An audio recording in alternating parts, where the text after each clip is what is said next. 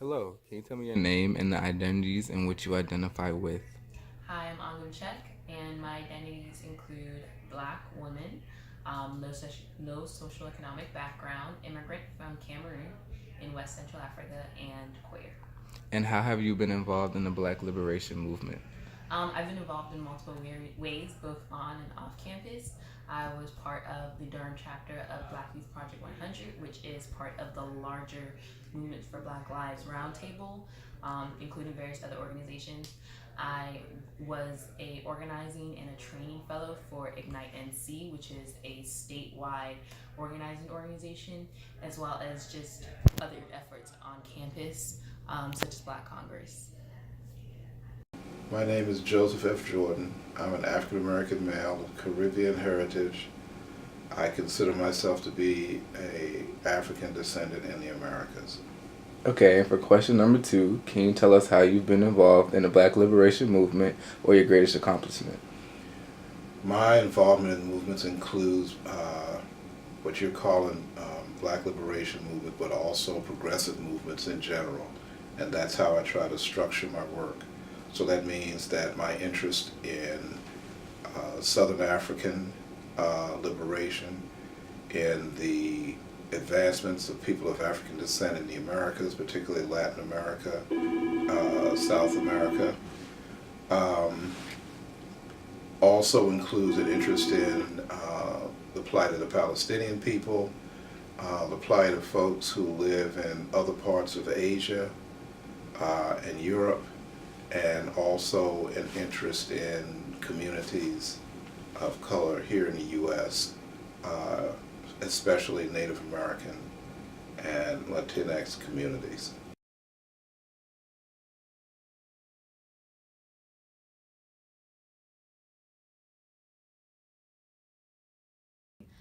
So I am Dr. April Callis. I am the Assistant Director at the LGBTQ Center here at UNC. So far as my identities, I identify as a white, cisgender, bisexual slash queer, depending on the day, individual. I also identify as a feminist, as an atheist, and as a fat person. Awesome. And could you talk a little bit about your experience with LGBTQ activism? Yeah, absolutely. So a big part of what I have done with activism has been more in the education route, because I think such an important part of activism is people knowing things. So much of what we do is just because we have no idea. So part of my activism has been going into as many places as possible and educating on not just LGBTQ identities, but also just privilege and oppression very kind of broadly. But I would say specifically, I was really working with activism in K through 12 environments in Kentucky and Ohio. So trying to go into schools and working on anti-bullying campaigns, raising awareness of trans and gender nonconforming youth, getting enumerated anti-bullying policies put in that protected people on the basis of sexual orientation, gender identity, and gender expression.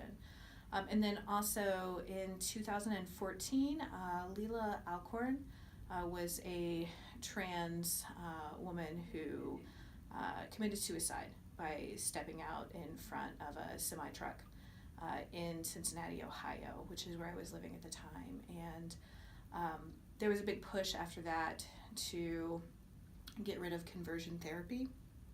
This individual had been forced by their parents into therapy to pray the trans away. And actually, Cincinnati is the only city in the entirety of the United States that does have a conversion therapy ban. So we were very successful around that. Awesome. And could you talk a little bit about how you've seen LGBTQ activism change in your lifetime? Yeah, absolutely. So there have been a bunch of different changes. So the 70s was before me, but I know in the 70s when LGBTQ activism first started kind of gaining prominence in the US, it was very sex positive and trying to kind of embrace everyone. And then in the 80s and 90s, and I started getting involved in the 90s, you see kind of this respectability politics happening of we're all just like you and we all want to get married, and this idea of homonormativity. And I think recently we've started moving away from that a little bit. So saying that there are multiple ways that you can be LGBTQ and that's okay. Seeing more intersectionality and the needs to be fighting for intersectional social justice, that it's not all about white cisgender gays and lesbians getting married and adopting, but it's trans women of color not being killed. That all of these things are important. I'm starting to see overlaps with people fighting for like Black Lives Matter and then in the LGBTQ community that I wasn't necessarily seeing 20 years ago. Awesome. Hi, I'm Kip Williams. I'm a first year. My pronouns are he, him, his. And I'm an intern for the LGBTQ Center currently, and I'm also involved in campus-wide. So I frequently think about social justice and LGBTQIA issues and advocacy for queer folks of many different backgrounds. And I think that on campus, there is a lot of work being done in terms of trying to cross these boundaries as people have sectioned off their identities. And it's difficult to get people to create an intersectional space because if a student identifies most closely with their LGBTQIA identity, then they'll spend a lot of time at the LGBT Center or in some of our student organizations. But we're trying to make it a space where students can embrace all of their identities at the same time, because so much of our world is based on how the world sees you, and they see you for all your identities at the same time and not just one or two of them. And so it's what we're working on is making intersectionality a key component of activism. And also we're having trouble with movements not supporting each other. And so that's something that I think the students on this campus are working on as well.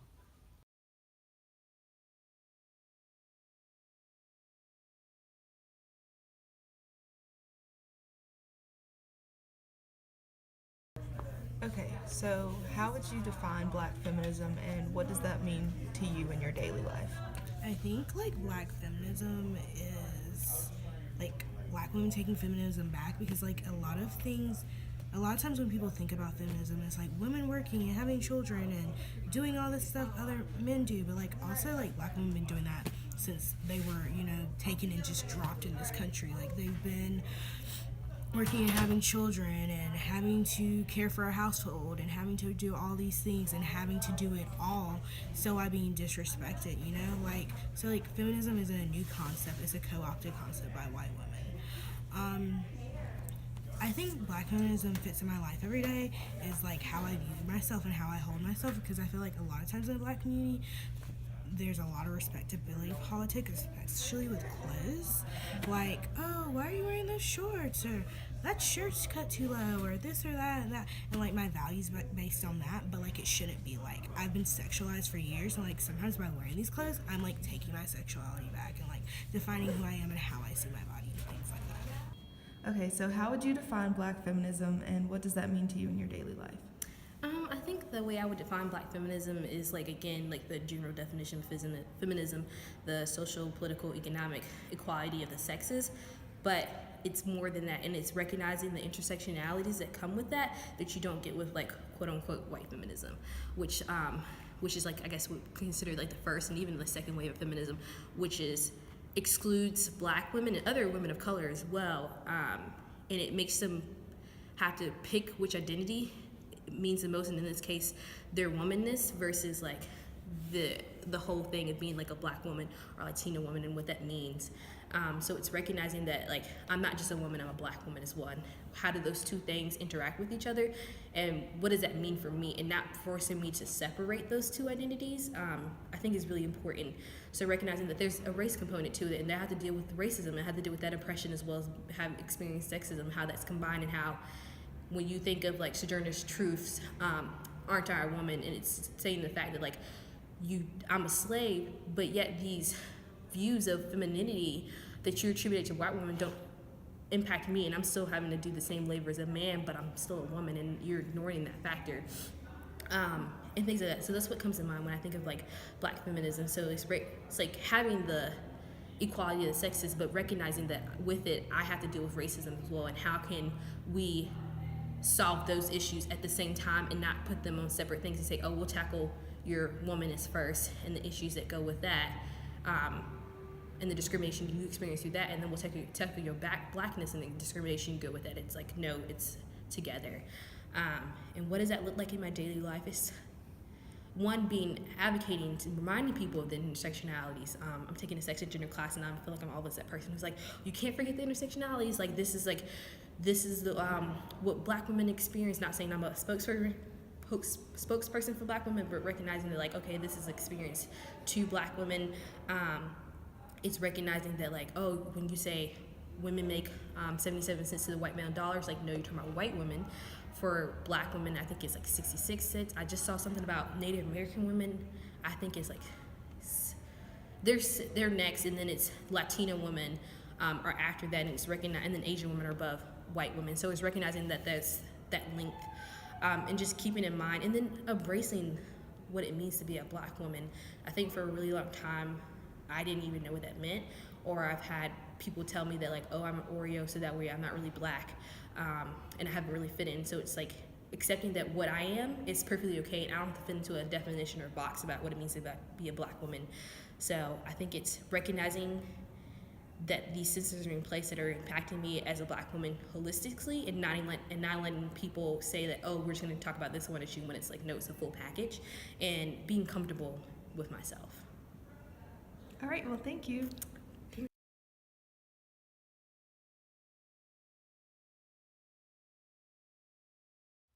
My name is Jacqueline Lopez. I am currently an alum of UNC. I graduated UNC 17, and I identify as Chicana, which to me that means an obligation to my community, and I have taken that to heart since I have started attending UNC, along with other incredible leaders among the Latinx community in UNC.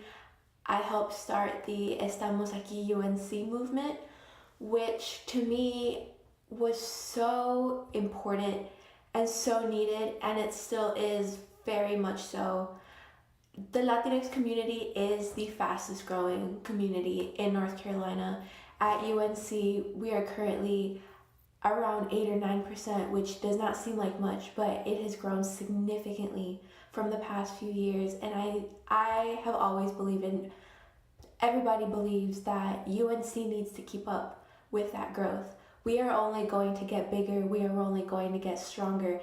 And the resources that have been provided to us by UNC have not changed since 2011, and that is not okay. We have had to provide our own resources, our own programs, our own support system from within the student body, and that should not be our obligation. We are students first. We are here, we're there to be students first, and our primary obligation along with academics was providing that space, that voice for our community that was so needed and that UNC did not provide us and is still not providing us. Our resources need to be better, they need to be more supportive, because in the Latinx community, we are used to a community. We need a community and a home. And while we have tried so hard to provide that for ourselves, our obligation, our primary obligation, is to be students first. And that takes away from our obligation of being students first. Our existence at UNC is already crossing so many barriers, because at a PWI, at a primary primarily white institution that was not made for us, we are already breaking so many boundaries. We are crossing so many barriers to be there in the first place. And there we still have to cross so many more because that space was not created for us. So we have to go out of our way to create our own communities and our own spaces. And UNC was not really helping us do that. They were instead creating more barriers for us. And that is still something that we are struggling with today. That's still something, those are still barriers that we are still crossing today. The movement is not done, and it will not be done until UNC raises its voice and provides us the support that we need, that we have always needed, and that we will still need for years to come, because we are still coming. We are coming with a greater momentum, with greater strength, and at greater numbers, and UNC needs to respond to that. Hi, my name is Karina Fonseca. I'm a senior here at UNC. I identify as Latina. I'm half Mexican, half Puerto Rican. And Estamos Aquí UNC really meant a lot to me because it was our movement that we were trying to bring awareness to the Latinx experience here at UNC and really have like administration take a look at us instead of glazing over us as being a minority and recognizing us as being increasingly populated here on campus, and that we need more representation in a space that we can call our own in this PWI. And part of this movement because a lot of the people that I cared about, my community, were being adversely affected by the lack of space and the lack of representation and just the lack of resources that we deserve and that we weren't getting because administration just thought to see through us rather than look at us. So it meant a lot to me, and I had to be a part of it because I needed to do work in my community and help the people that I love.